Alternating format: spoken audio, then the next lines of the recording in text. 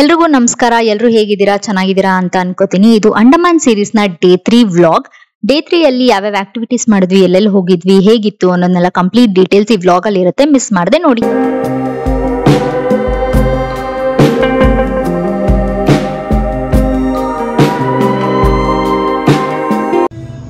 ನಮಸ್ಕಾರ. ಟೈಮ್ ಇವಾಗ 5:30 ಆಗಿದೆ. 5:30ಗೆ ಇಷ್ಟು ಬೆಳಕಾಗಿದೆ. ನಮ್ಮ ಕಡೆ ಎಲ್ಲ ಕತ್ಲೆ ಇರುತ್ತೆ. ನಾನು ನಿನ್ನೆ ವಿಡಿಯೋದಲ್ಲಿ ಹೇಳ್ದಂಗೆ ಇಲ್ಲಿ ಸನ್ರೈಸು ಸನ್ಸೆಟ್ ಬೇಗನೆ ಆಗುತ್ತೆ. ಸೊ ಇವಾಗ ಕಾಸ್ಟ್ಯೂಮ್ ಕೊಟ್ಟಿದ್ದಾರೆ, ಹಾಕೊಂಡಿದ್ದೀವಿ. ಸ್ವಲ್ಪ ಭಯ ಇದೆ, ನೋಡೋಣ. Let's see. ಸ್ಕೂಬಾ ಡೈವಿಂಗ್ ಮುಗಿಸಿ ಎಕ್ಸ್ಪೀರಿಯನ್ಸ್ ಹೇಗಿತ್ತು ಅಂತ ಹೇಳ್ತೀವಿ. So let's go. ಇವಾಗ ನೀವೇನ್ ನೋಡ್ತಿದ್ದೀರಾ ಅಲ್ವಾ, ಇದು ಫಾರ್ಮ್ ಕೊಡ್ತಾರೆ ಎಲ್ಲ ಇಂಡಿವಿಜುವಲ್ಸ್ಗೂ ಫಿಲ್ ಮಾಡಕ್ಕೆ.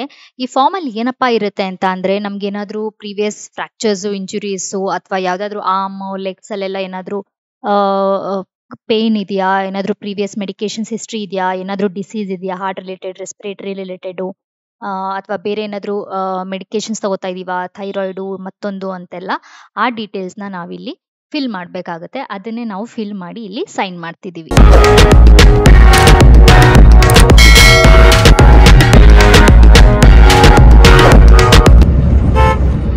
ಸೊ ಸ್ಕೂಬಾ ಡೈವ್ ಮುಗೀತು. ಎಕ್ಸ್ಪೀರಿಯನ್ಸ್ ಓವರ್ ಆಲ್ ಹೇಳ್ಬೇಕು ಅಂತ ಅಂದ್ರೆ, ನಾನ್ ಸ್ವಲ್ಪ ಭಯ ಪಟ್ಕೊಂಡಿದ್ದೆ, ಸ್ವಲ್ಪ ಜಾಸ್ತಿನೇ ಭಯ ಪಟ್ಕೊಂಡಿದ್ದೆ.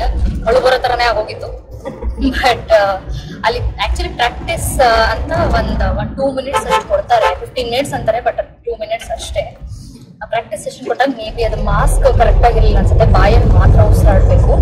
ಹಂಗಾಗಿ ಸ್ವಲ್ಪ ಭಯ ಆಗಿತ್ತು ನನಗೆ. ಬಟ್ ಆಕ್ಚುಲ್ ಹೋದಾಗ ಅಲ್ಲಿ ಬೋಟ್ ಹತ್ರ ಆ ಮಾಸ್ಕ್ ಎಲ್ಲ ಫುಲ್ ಟೈಟ್ ಆಗಿ ಕುತ್ಕೊಂಡಿತ್ತು. ಮತ್ತೆ ಬೆಟರ್ ಅಂತ ಅನ್ನಿಸ್ತಾ ಇತ್ತು ನಮ್ಗೆ. ಅಂಡ್ ಇಲ್ಲಿ ಟ್ರೈ ಮಾಡುವಾಗ ಪ್ರಾಕ್ಟೀಸ್ ಸೆಷನ್ ಅಲ್ಲಿ ಬಾಯಿ ಒಳಗಡೆ ನೀರೆಲ್ಲ ಹೋಗ್ತಾ ಇತ್ತು. ಅದರದ ಭಯ ಗಾಬರಿ ಆಗ್ತಾ ಇತ್ತು ನಂಗೆ. ಸೊ ಇವಾಗ ಅಲ್ಲಿ ಪ್ರಾಕ್ಟೀಸ್ ಸೆಷನ್ ಮುಗಿಸಿ ಅಲ್ಲೋದ್ಮೇಲೆ ಬಾಯಿ ಒಳಗಡೆ ನೀರೇನು ಹೋಗಲ್ಲ, ಬಿಕಾಸ್ ಮಾಸ್ಕು ನಮ್ಗೆ ಕೊಟ್ಟಿರೋ ಎಕ್ವಿಪ್ಮೆಂಟ್ಸ್ ಎಲ್ಲ ಪ್ರಾಪರ್ ಆಗಿರುತ್ತೆ. ಆಮೇಲೆ ಇನ್ನೊಂದು ಪ್ರಾಬ್ಲಮ್ ಏನಂದ್ರೆ, ಯೂಶಲಿ ಫ್ಲೈಟ್ ಅಲ್ಲಿ ಮತ್ತೆ ಅಂಡರ್ ವಾಟರ್ ಅಲ್ಲಿ ಏರ್ ಬ್ಲಾಕ್ ಆಗುತ್ತೆ, ಬಾಯಲ್ಲಿ ಮಾತ್ರ ಉಸಿರಾಡ್ತಾ ಇರ್ತೀವಿ. ಇಲ್ಲಿ ಇನ್ನೊಂದು ಪಾಯಿಂಟ್, ಅವಾಗ ಏನ್ ಮಾಡ್ಬೇಕು ಅಂತ ಅಂದ್ರೆ, ಈಗ ಹೋಗಿ ಇಟ್ಕೊಂಡು ಕಿವಿನ ಏರ್ ಬ್ಲಾಕ್ ಆಗಿರೋದು ತೆಗಿರಿ ಅಂತ ಹೇಳ್ತಾರೆ. ಸೊ ಸ್ಕೂಬಾ ಡೈವ್ ನೀವೇನಾದ್ರು ಪ್ಲಾನ್ ಮಾಡ್ತಾ ಇದ್ರೆ ಭಯ ಪಟ್ಕೊಳ್ಳುವಂಥದ್ದು ಏನೂ ಇಲ್ಲ. ಜಸ್ಟ್ ಅದು ಬಾಯಲ್ಲಿ ಉಸಿರಾಡ್ಬೇಕು ಅನ್ನೋದು ಒಂದು ನೆನ್ಪಿಟ್ಕೊಂಡ್ರೆ ಎಲ್ಲ ಸ್ಮೂತ್ ಆಗುತ್ತೆ. ಸೊ ಇವಾಗ ಹೋಟೆಲ್ ರೀಚ್ ಆದ್ವಿ ಆಲ್ಮೋಸ್ಟ್. ಇಲ್ಲಿಂದ ಎಲಿಫೆಂಟ್ ರಾಕ್ ಬೀಚ್ ಹೋಗ್ತೀವಿ, ಅಲ್ಲಿ ಹೋದ್ರೆ ಸಿಗ್ತೀವಿ.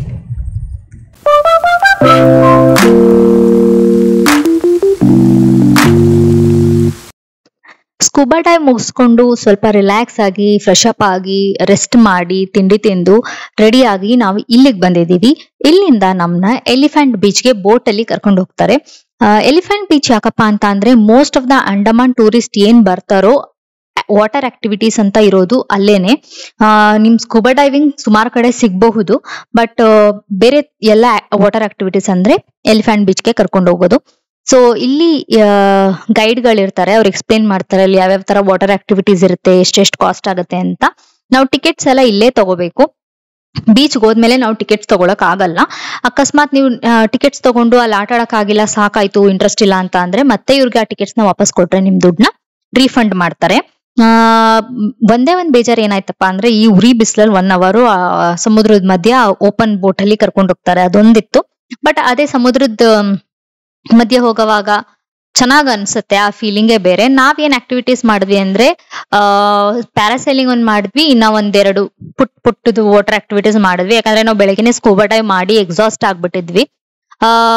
ಪ್ಯಾರಾಸೈಲಿಂಗು ನನ್ಗೆ ಅಷ್ಟು ವರ್ತ್ ಅನ್ಸಿಲ್ಲ. ಯಾಕಂತ ಅಂದ್ರೆ ಮೊದ್ಲೇ ದುಡ್ಡು ಜಾಸ್ತಿ ತಗೋತಾರೆ, ಅದ್ರ ಜೊತೆಗೆ ಡ್ಯೂರೇಷನ್ ತುಂಬಾ ಕಮ್ಮಿ. ಅವರು 5 ಮಿನಿಟ್ಸ್ ಅಂತಾರೆ, ಆಕ್ಚುಲಿ 5 ಮಿನಿಟ್ಸ್ ಇಲ್ಲ. ಮೇಲ್ ನಮ್ನ ಹತ್ಸೋದು ಗೊತ್ತಾಗಲ್ಲ, ಕೆಳಗೆ ಇಳ್ಸೋದು ಗೊತ್ತಾಗಲ್ಲ. ಮೇಲಿಂದ ವ್ಯೂ ನೋಡಿದೀವಿ ಅಂತ ಅಂದ್ರೆ ಮೇ ಬಿ ಒಂದ್ 30 ಸೆಕೆಂಡ್ಸ್ ನೋಡಿದೀವೋ ಇಲ್ವೋ ಅದು ಗೊತ್ತಿಲ್ಲ, ಅಷ್ಟು ಕ್ವಿಕ್ ಆಗಿತ್ತು ನಮ್ಗೆ. ಅದೊಂದು ಡಿಸಪಾಯಿಂಟಿಂಗ್ ಅನ್ಸು. ಅದನ್ ಬಿಟ್ಟು ಇನ್ನೊಂದು ಆಕ್ಟೋಪಸ್ ಅಂತ ಮಾಡಿದ್ವಿ, ಅದು ಚೆನ್ನಾಗಿತ್ತು. ಇನ್ನೊಂದು ಸೋಫಾ ಬೆಡ್ ಅಂತ ಒಂದ್ ಆಕ್ಟಿವಿಟಿ, ಓ ಮೈ ಗಾಡ್, ಅದ್ ನೆಕ್ಸ್ಟ್ ಲೆವೆಲ್ ಆಯ್ತಾ. ಇನ್ನೇನ್ ಬಿದ್ದೇ ಹೋಗ್ತಿವೇನೋ, ಯಾಕಂದ್ರೆ ಫುಲ್ ಕವರ್ ಇರಲ್ಲ ಆಯ್ತಾ, ಆಕ್ಚುಯಲ್ ಸೋಫಾ ತರ ಇರುತ್ತೆ. ನೀವ್ ಅಲ್ಲಿ ಕುತ್ಕೋಬೇಕು, ಸಮುದ್ರ ಮತ್ತೆ ಫುಲ್ ಎಳ್ಕೊಂಡ್ ಹೋಗ್ತಾರೆ. ನಮ್ಗೆ ಅದು ತುಂಬಾ ಸ್ಕೇರಿ ಅಂತ ಅನ್ಸ್ತು. ಅದನ್ನ ನೀವು ಏನಾದ್ರೂ ಹೋದ್ರೆ ಅದನ್ನ ಟ್ರೈ ಮಾಡ್ಬೋದು, ಬಟ್ ವಯಸ್ಸಾಗಿರೋರು ಮಕ್ಳೆಲ್ಲ ಅದ್ರಲ್ಲಿ ಟ್ರೈ ಮಾಡ್ಬೇಡಿ. ಪ್ಯಾರಾಸೈಲಿಂಗ್ ವಿಡಿಯೋಸು ನಾವು ತಗೊಳಕ್ ಆಗಿಲ್ಲ, ಯಾಕಂದ್ರೆ ಅಷ್ಟೊಂದು ಚೆನ್ನಾಗಿ ಬಂದಿರ್ಲಿಲ್ಲ ಕ್ಲಾರಿಟಿ ಎಲ್ಲ. ಜಸ್ಟ್ ಇದೊಂದು ಗ್ಲಿಮ್ಸು. ನಾವ್ ಇಲ್ಲಿ ಬೋಟಲ್ಲಿ ಏನೇನ್ ಕುತ್ಕೊಂಡಿದೀವಲ್ಲ ಇವರೆಲ್ಲ ಪ್ಯಾರಾಸೈಲಿಂಗ್ ಹೋಗೋರೇನೆ. ನನ್ನ ಹಸ್ಬೆಂಡ್ ಫಸ್ಟ್ ಹೋದ್ರು, ಅವ್ರು ಹೋಗಿದ್ ಬಂದ್ಮೇಲೆ ನಾವು ಹೋದ್ವಿ. ಸೊ ಇದು ಒಂಥರ ಚೆನ್ನಾಗಿತ್ತು ಎಕ್ಸ್ಪೀರಿಯನ್ಸ್ ನಮ್ಗೆ.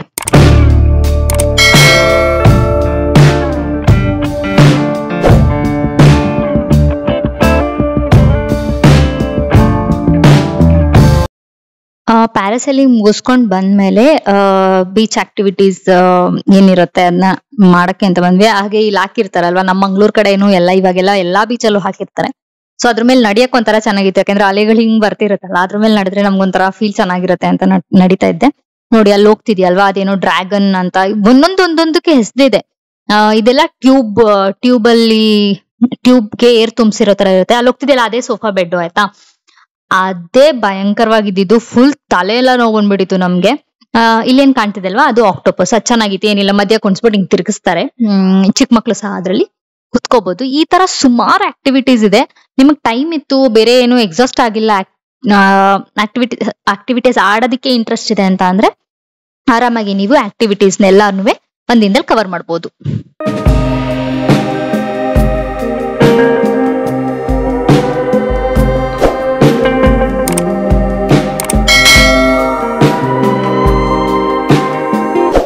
ನೀವು ವಾಟರ್ ಗೇಮ್ಸ್ ಆಡುವಾಗ ನಿಮ್ಮ ಪರ್ಸನಲ್ ಬಿಲಾಂಗಿಂಗ್ಸ್, ಫೋನ್ಸ್ ಆಗಿರ್ಲಿ, ಕೀ ಆಗಿರ್ಲಿ, ಬ್ಯಾಗ್ ಆಗಿರ್ಲಿ ಇಡೋದಕ್ಕೆ ಲಾಕರ್ ಸಿಗತ್ತೆ ಅಲ್ಲಿ. ಅಲ್ಲೇ ನೀವು ಟಿಕೆಟ್ ತಗೊಂಡು ದುಡ್ಡು ಕೊಟ್ಟು ಟಿಕೆಟ್ ತಗೋಬೇಕು ಲಾಕರ್ಸ್ಗೆ. ನಾವು ಹಂಗೆ ಆಟ ಆಡಕ್ ಮುಂಚೆನೆ ಲಾಕರ್ಸ್ ತಗೊಂಡು ಇಟ್ಬಿಟ್ಟು ಹೋಗಿದ್ವಿ. ಹಾಗೆ ನಿಮ್ಗೆ ಅಲ್ಲಿ ಆಟ ಆಡದ್ಮೇಲೆ ಡ್ರೆಸ್ಸಿಂಗ್ ರೂಮ್ಸ್ ಇರುತ್ತೆ ಸಪರೇಟು. ನೀವು ಸ್ನಾನ ಮಾಡ್ತೀರಾ ಅಂದ್ರೆ ಸ್ನಾನ ಮಾಡೋದಕ್ಕೂ ಟಾಯ್ಲೆಟ್ ಸಿಗತ್ತೆ. ಇಲ್ಲೇನೆ ಅದನ್ನು ಇಲ್ಲೇ ದುಡ್ಡು ಕೊಟ್ಟು ತಗೊಳ್ಬೇಕಾಗತ್ತೆ. ಹುಡ್ಗಿರ್ಗೆ ಅಂತ ಅಫ್ಕೋರ್ಸ್ ಬೇರೆ ಬೇರೆ ಇರುತ್ತೆ. ಹಾಗೇನೆ ಅಲ್ಲಿ ತಿನ್ನೋದಿಕ್ಕೆ ಅಂತ ನಾವು ಐಲ್ಯಾಂಡ್ ಇಂದ ಎಲ್ಲೋ ಬೇರೆ ಕಡೆ ಬರೀ ಇಲ್ಲಿ ಆಕ್ಟಿವಿಟೀಸ್ ಮಾತ್ರ ಇರುತ್ತೆ. ಇಲ್ಲಿ ಏನು ಊರು ಕೇರಿ ಅಂತೆಲ್ಲ ಏನೂ ಇಲ್ಲ ಆಯ್ತಾ. ಹಂಗಾಗಿ ನಿಮ್ಗೆ ತಿನ್ನಕ್ ಅಷ್ಟು ಚೆನ್ನಾಗಿ ಸಿಗಲ್ಲ. ಅದೇ ಮ್ಯಾಗಿ, ಬೇಲ್ಪುರಿ ತರ ಸಿಗುತ್ತೆ. ಎಕ್ಸ್ಪೆನ್ಸಿವ್ ಸಹ ಇರುತ್ತೆ, ಬಟ್ ತಿನ್ಬೇಕು, ಹೊಟ್ಟೆ ಹಸಿತಿದೆ ಅಂದ್ರೆ ತಿನ್ಬೋದು. ಬಟ್ ನಾವು ಚುರ್ಮುರಿ ತಗೊಂಡಾಗ ನಿಜವಾಗ್ಲೂ ಬಾಯಿಗೆ ಇಡಕ್ಕಾಗಿಲ್ಲ, ವೇಸ್ಟ್ ಆಯ್ತು, ಅಷ್ಟು ಕೆಟ್ಟದಾಗಿರುತ್ತೆ. ಒಂದೇ ಒಂದು ಅಡ್ವಾಂಟೇಜ್ ಏನಂದ್ರೆ ಫೋಟೋಸು ವಿಡಿಯೋಸು ನಿಮ್ ಇನ್ಸ್ಟಾ ರೀಲ್ಸ್ ಮಾಡೋರು ಆದ್ರೆ ರೀಲ್ಸ್ ಮಾಡೋದಿಕ್ಕೆ ಚೆನ್ನಾಗಿದೆ ಲೊಕೇಶನ್ಸ್. ನಾವು ಸ್ವಲ್ಪ ಫೋಟೋಸ್ ಮತ್ತೆ ವಿಡಿಯೋಸ್ ಕ್ಲಿಕ್ ಮಾಡ್ಕೊಂಡ್ವಿ. ನನ್ನ ಹಸ್ಬೆಂಡ್ ನೋಡಿ ವ್ಲಾಗ್ ಮಾಡ್ತಿದ್ದಾರೆ, ಎಷ್ಟು ಚೆನ್ನಾಗಿ ವ್ಲಾಗ್ ಮಾಡ್ತಿದ್ದಾರೆ.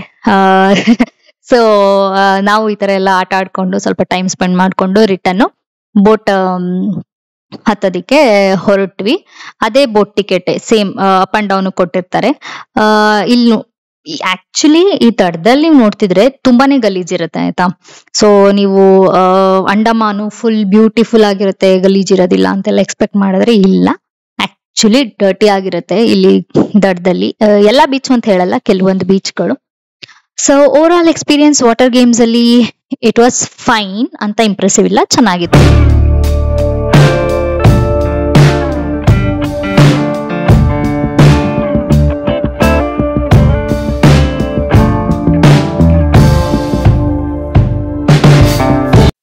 ಸೊ ವಾಟರ್ ಆಕ್ಟಿವಿಟೀಸ್ ಮುಗಿಸ್ಕೊಂಡು ನಮ್ಮ ಹೋಟೆಲ್ಗೆ ಹೋಗಿ ಫ್ರೆಶ್ ಅಪ್ ಆಗಿ ಮತ್ತೆ ಇನ್ನೊಂದ್ ಜಾಗಕ್ಕೆ ಹೊರಟಿದೀವಿ ಸಂಜೆ ಸನ್ಸೆಟ್ ನೋಡೋದಿಕ್ಕೆ ಅಂತ. ಎಲ್ಲಿ ಅಂತ ಅಂದ್ರೆ ರಾಧಾನಗರ್ ಬೀಚ್.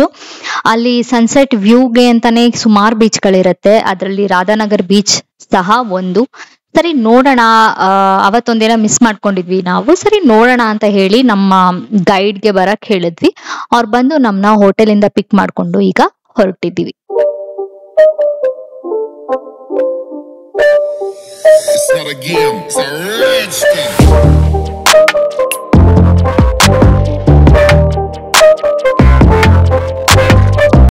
ನಾವೀಗ ರಾಧಾನಗರ್ ಬೀಚ್ ರೀಚ್ ಆಗಿದ್ದೀವಿ. ನಾನು ಡೇ 1 ಡೇ 2 ವ್ಲಾಗ್ ಅಲ್ಲೆಲ್ಲ ಹೇಳ್ತಾನೆ ಇದ್ದೀನಿ, ಇಲ್ಲಿ ಅಂಡಮಾನ್ ಅಲ್ಲಿ ಸನ್ಸೆಟ್ ಸನ್ರೈಸ್ ಎರಡೂ ಬೇಗ ಆಗುತ್ತೆ ಅಂತ. ಇಲ್ಲಿ ಸನ್ಸೆಟ್ ಎಲ್ಲ ಮೋಸ್ಟ್ಲಿ 4:45 5 ಗಂಟೆಗೆಲ್ಲ ಸನ್ಸೆಟ್ ಮುಗ್ದೇ ಹೋಗಿರುತ್ತೆ. ನಮ್ ಕಡೆ ಎಲ್ಲ 6:30 6 ಗಂಟೆಗೆ ಸನ್ಸೆಟ್ ಆಗೋದು. ಇಲ್ಲಿ ನಾವು ತಡವಾಗಿ ಬಂದ್ರೆ ಸನ್ಸೆಟ್ ಮಿಸ್ ಮಾಡ್ಕೋತೀವಿ ಅಂತ ನಾವು ವಾಟರ್ ಆಕ್ಟಿವಿಟೀಸ್ ಅಷ್ಟು ಆಡದೆ ಇರೋದ್ರಿಂದ ಬೇಗ ರೀಚ್ ಆಗಕ್ಕೆ ಹೆಲ್ಪ್ ಆಯ್ತು. ಸೊ ಇಲ್ಲಿ ತುಂಬಾ ಜನ ಸೇರ್ತಾರೆ, ನೀವು ನೋಡ್ತಿರ್ಬೋದು. ಅಂಡಮಾನ್ ಬೀಚ್ ಅನ್ಸೋದೇ ಇಲ್ಲ, ನಮ್ಮ ಮಂಗ್ಳೂರ್ ಬೀಚ್, ಯಾವ್ದೋ ಮಂಗ್ಳೂರ್ ಬೀಚ್ ಅಂತ ಅನ್ಸುತ್ತೆ. ಹಂಗೆ ತುಂಬಾ ಜನ ಇದ್ರು, ತುಂಬಾ ಫೋಟೋಸ್, ಅಲ್ಲೇ ಫೋಟೋಗ್ರಾಫರ್ಸು ಇರ್ತಾರೆ. ನೀವು ಫೋಟೋ ತೆಗ್ಸ್ಕೊತೀನಿ ಅಂತ ಅಂದ್ರೆ couple photo shoot, family photo ಶೂಟೇ ಮಾಡ್ತಾರೆ ಅವರು. ನೀವ್ ಅಲ್ಲೇ ಪ್ರೈಸಸ್ ಎಲ್ಲ ಮಾತಾಡ್ಕೋಬಹುದು ಅವ್ರ ಹತ್ರ. ನಾವು ಸನ್ಸೆಟ್ ಎಂಜಾಯ್ ಮಾಡಿದ್ವಿ. ಬೀಚ್ ಆಕ್ಚುಲಿ ಕ್ಲೀನ್ ಆಗಿತ್ತು. ಎಂಜಾಯ್ ಮಾಡ್ಕೊಂಡು ಒಂದಷ್ಟು ಫೋಟೋಸ್ ತಗೊಂಡು, ತುಂಬಾ ಹೊತ್ತಿದ್ವಿ ನಾವು. ಒಂದಷ್ಟು ಫೋಟೋಸ್ ತಗೊಂಡು ವ್ಯೂ ನೋಡ್ಕೊಂಡು ಆರಾಮಾಗಿದ್ವಿ. ಸಖತ್ತಾಗಿತ್ತು, ವರ್ತ್ ವಾಚಿಂಗ್ ಅಂತ ಅನ್ನಿಸ್ತು ನಮ್ಗೆ.